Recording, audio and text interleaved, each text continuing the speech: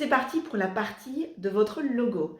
Le logo, qu'est-ce que c'est? Le logo, c'est une série de symboles, une série de couleurs, une série d'éléments qui vont définir votre histoire, qui vont définir votre parcours, qui vont définir le pourquoi puissant de votre projet. Si vous avez un projet, vous aimez le mettre en avant.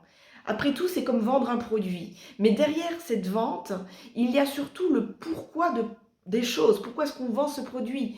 Qu'est-ce qui fait qu'aujourd'hui, vous vous sentez motivé à vous positionner sur le marché pour vendre un service, pour vendre un produit, pour vendre un concept? Qu'est-ce qui fait qu'aujourd'hui, vous avez poussé la porte de l'entrepreneuriat pour vous mener vers le projet qui vous parle le plus? Aujourd'hui, ce logo va raconter cette histoire. Ce logo n'est pas qu'une simple de série d'éléments qui vont s'empiler les uns contre les autres. Ça va surtout être une façon d'illustrer votre parcours.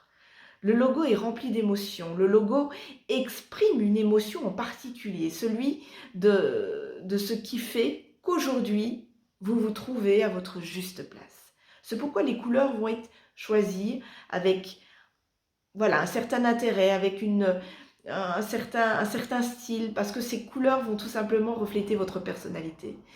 Pourquoi ces formes vont-elles être choisies? Parce qu'elles vont représenter des symboles, des métaphores qui vont parler de votre envol, qui vont parler de votre avancée, de votre évolution, du projet en lui-même, de son pouvoir au travers de la société, au travers de ce qu'on a envie de partager au monde. Là, tout dépend aussi évidemment de votre projet, de sa thématique. Le logo va être aussi une forme de langage un peu qui va utiliser les ficelles du langage universel pour pouvoir s'exprimer auprès de votre client et toucher le client cible, le client que vous avez envie d'atteindre. Donc ce logo va aussi refléter quelque part en miroir les attentes du client. Ce logo, on va le travailler ensemble dans une série d'exercices qui sont vraiment spécialement élaborés pour vous. Et à partir de ces exercices, à partir de cette réflexion qui finalement part de vous, vous allez pouvoir créer, dessiner un logo avec beaucoup plus d'aisance, beaucoup plus de simplicité et de facilité dans des outils tels que Canva, des outils tels que Photoshop, si toutefois vous avez Photoshop.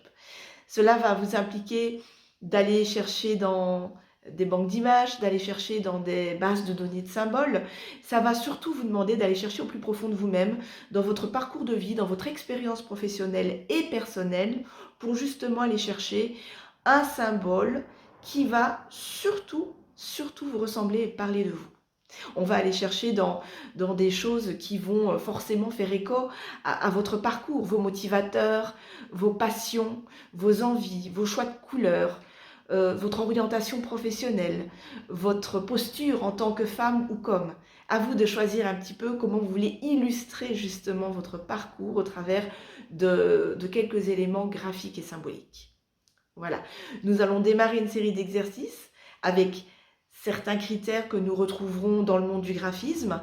Sentez-vous libre de prendre une direction ou une autre. À mon sens, il n'y a aucune limite. Il y a effectivement certaines règles de conception à intégrer dans la création d'un logo, mais vous êtes libre d'utiliser les couleurs que vous souhaitez. Vous êtes libre quelque part de faire ce pas de côté pour pouvoir vous démarquer du reste du monde. Alors surtout, utilisez ce logo comme votre empreinte humaine. Utilisez-la comme un pas dans l'ouverture aux autres, vers l'ouverture aux autres et surtout un pas dans votre projet. C'est parti, allons-y.